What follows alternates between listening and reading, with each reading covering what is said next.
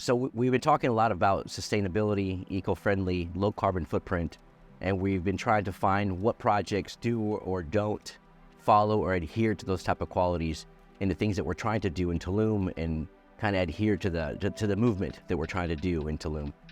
One of the projects that Muller Properties has finally agreed to represent and to push forward is called Aldea Umay, designed by Pininfarina. So it's not thinking about just today, it's thinking about 30, 40 years from now, on where we're going to be, what the conceptual or the concepts is going to be like in the future, and where we can be and how we can unite ourselves with nature and technology together. Because it allows us to be very advanced and be able to be symbiotic with nature and ourselves, and not just destroy the planet and destroy everywhere we're trying to live, but actually have developments that are built through the jungle, not over the jungle. So where is Aldea Umay? Where is Francisco Umay? Where are we located? So I'm sure everybody knows where Tulum is. Tulum is now a benchmark for Mexico, right? So it's Tulum. Now, if you're gonna go towards the Mayan ruins of Coba, which is the main road's called Coba, heading out that way, you're gonna go into a town called Francisco Umay. When you get to Francisco Umay, where most of the bohemian chic, Bali feeling vibe furniture that you guys see in the beach clubs and the restaurants and the overall decor in Tulum comes from Francisco Umay or those little towns around that area. So you go to Francisco Umay and you go out into the jungle, and people want to know what makes it unique, what's so cool about Francisco Umay, and actually better yet, what makes Aldea Umay special? What's going to make it stand out? Why did Muller Properties finally decide, you know what, this is where we want to put our name, this is where we want to put our stamp, and what are we affiliating ourselves with? Well, let me explain that to you. In simple terms, Pininfarina is known for making things that look really, really cool. You know, in layman terms, right? Super cool. But they're not just about looks. They also care about how things make you feel physically and mentally. They believe that beauty is not just about appearance, but also about how well something works, how it makes you feel. So when they design things like cars or buildings, they think about how technology can make them better. They use the data and simulations to make sure their designs will work well. Technology can also help make things they design work better for people. So they think that when beauty and technology come together, it can give a big impact on how people in society as a whole feel. They also believe it's important to have clear goals and ways to measure and how well designs achieve those goals. They want their designs to make a positive difference in society, and they think it's important to be intentional, add something extra, and to be able to measure the results to show that their products are effective and can be scaled up. So this is really amazing. If you think about the idea and the concept on what it's bringing, it's not just another development where people are going to go and, it's an orchard, it has a lazy river, it has, temazcal, stuff like that. It's actually a concept. It's a lifestyle. It's a way of living. And this is what Aldea Umay is going to give you. Health, wellness, and well-being. Those are the three main focal points you're going to get when you're staying within Aldea Umay. So when you think about health, it's a state of balance between physical, mental, and social states in the absence of illness. Well-being is basically a person's attitude or subjective perceptions towards their physical, mental, and social conditions. So it's characterized through scales of life, satisfaction, happiness, and prosperity. And then, of course, wellness is the process through which an individual becomes aware and makes choices towards a healthy life and a higher state of well-being. It's an active undertaking. So the wellness approach in general, the majority of what influences our health and well-being is based on the physical and social environments that we live and work in. And that means both the built environment and as well as the people's income levels and living conditions. How we behave, how we act, how we are, and what we eat each day all apply to how we're going to be feeling. So the application of these strategies can be considerable in improving the client's experience while living or passing through the community. It's not just a house. It's not just another development like I had mentioned before. This is a lifestyle. This is geared towards improving overall quality of life for you and for me, for your guests if this is an investment, or however you want to look at it as your second vacation home. It's not just about a profit report, or an ROI, which in essence, this is a very good opportunity to get involved with a project that's looking for 20, 30, 40 years in the future. but also for those short-term investors to get involved with a project that's going to increase in value astronomically when, of course, the airport and the train and all the other infrastructures that we have coming in goes through. But along with all that, it's going into the concept that I've spoken out before, is eco-friendly, sustainable, low carbon footprint, and profits usually don't go hand in hand. In this case, mixed with technology, it's going to put you in a situation where you can make money hand over fist and be better for the environment and be better for your well-being and create an experience, a lifestyle. Another thing that's very important to look at when you're deciding on where to go, or another thing that we looked at in Muller Properties was the commitment to greatness that Pininfarina and Aldea Umay have when creating this master plan for this development that they're doing. And this master plan, we've talked about, I've mentioned in other videos about EDGE certification, which is basically your impact or your low carbon footprint, or what percentage of the materials you're using to build, and what type of, renewable resources are using, your water, your energy, how you're building and stuff like that, right? Well, here we're going to a different level as well. Here you've got several different certifications, and there's different benchmarks around the world on these buildings.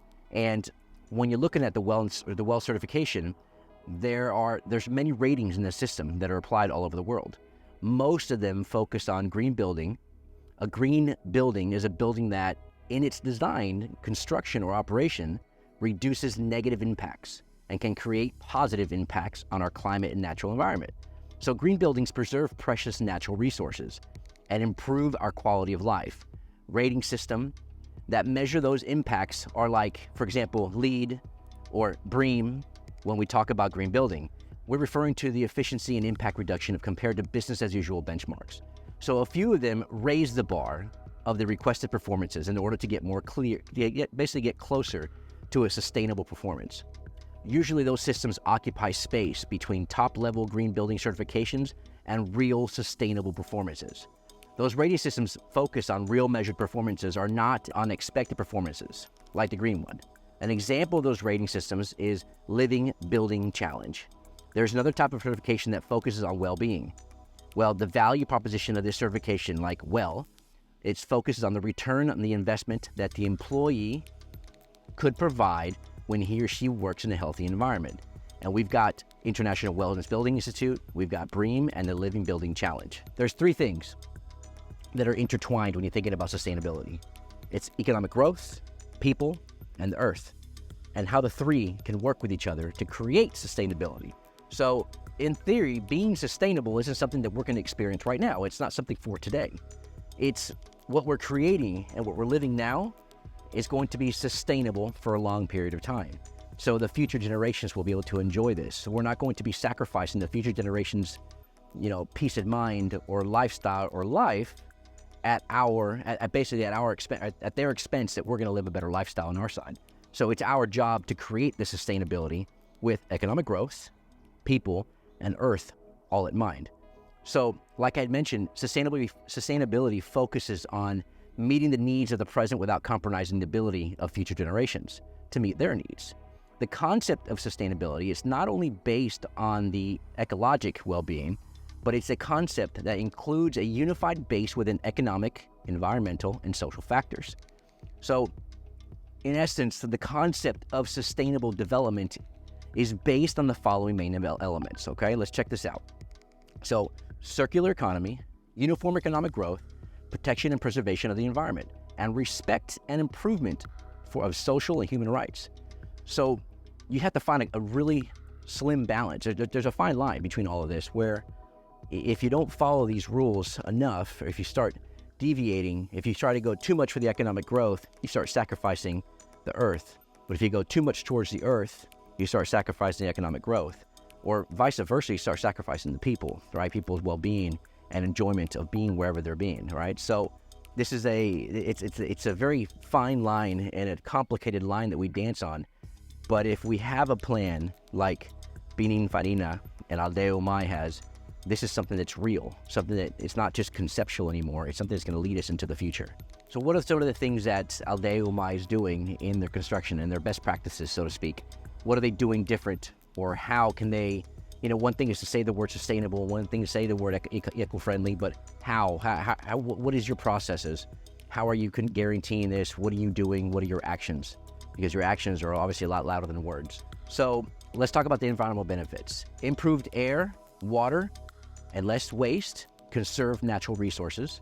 Economic benefits, reduced costs, increased profitability, and increased efficiency. So there you have the unity of, you have high return on your investment with being eco-friendly together. And your social benefits are improving the health, minimizing strain on the local infrastructure with better quality of life. One of the things that Aldea Umay is going to be doing is doing structural 3D printing.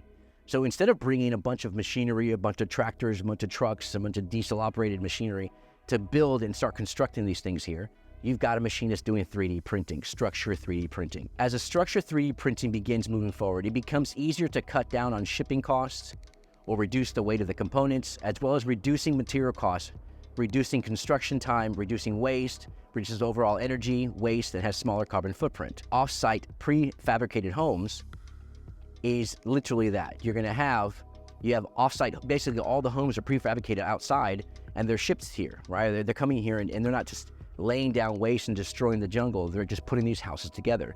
So you got 3D printing machinery, you got prefabricated houses. They're going to obviously, all of this is reducing the overall carbon footprint on the construction. The modular construction has been shown to result in a higher level quality of building delivered in a shorter time frame with more predictable costs.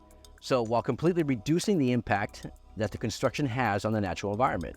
So modular construction allows a kind of a plug and play, right? A flexibility that allows buildings to be easily and more affordably adapted, modified, or disassembled into components that can be reduced and that basically can be reused or deconstructed for recycling.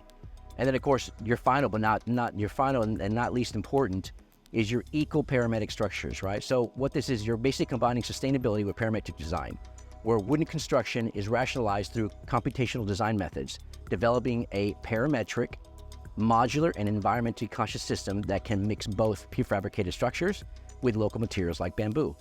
So let's talk a little bit about, the inside, what it's going to look like on the inside. We're going to have, normally in towns or in planned neighborhoods or urban developments, you've got your sidewalks, you have your roads, you've got your convention centers, and stuff like that, right? Well, within Aldea Umay, the concept of Aldea Umay, it's coexistence, right, of technology and humans together, keeping in mind the pillars that I was talking to you about before, right? It's people, earth, and economic growth, and having those within each other making sense. So keeping all of that in mind, you're going to have shared roads. What is a shared road? A shared road is where you're going to have people on walking, bicycles, skateboards, and cars.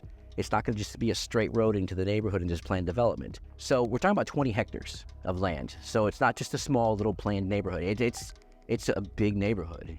So the roads that are going to be in here are going to be winding roads. You're going to have, in the middle of the road, a tree, and you're going to have people with cars not driving straight down the road super fast. So what you're going to have is essentially you're going to have a destination of coexisting, right? Where nature and technology merge together to create a new world, a new undiscovered world where things were not like this in the past, but we're not talking about just for today. We're talking about 30, 40, 50 years from now. This is the type of things you need to get involved with. This is the moment where you get involved with things that are going to change future lives, not just your life today. This is the stuff that everyone needs to be moving towards and start in getting themselves involved with, not just the eco-friendly, not just economic growth, and not just 100% people, but the unity of the three. So how are the houses or the villas going to be built? Where are the materials going to come from? How is that process? Besides, the 3D printed prefab houses and the 3D printed like temazcales and the prefabricated homes, how are the bigger ones? How are the villas? What's the idea and the concept behind that? The residences and the villas are private spaces, right? Where the intimacy and the privacy are key. Inside Aldea Umay world, where the public spaces are all designed and created to be lived through the senses and to create connection with community and the universe, the private residences and villas step back and look towards the natural environment that surrounds the project.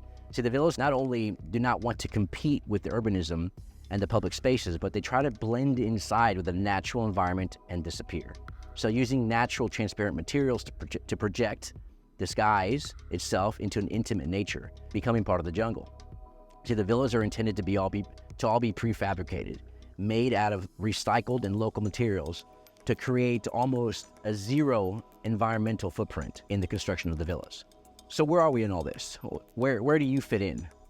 Where's your opportunity? What can you do to get involved with such an amazing product like this? Well, first of all, the cost structure that we're in right now is still in friends and family. We're still in pre-construction. We've all heard about pre-construction. We've all heard about the opportunities with pre-construction and the equity and the gains that you get by getting involved in the early process. We start the roads and we start building January 1st. So you have an opportunity still. The airport, the first flight's gonna arrive in Tulum December 1st. But luckily, we got some good news for you.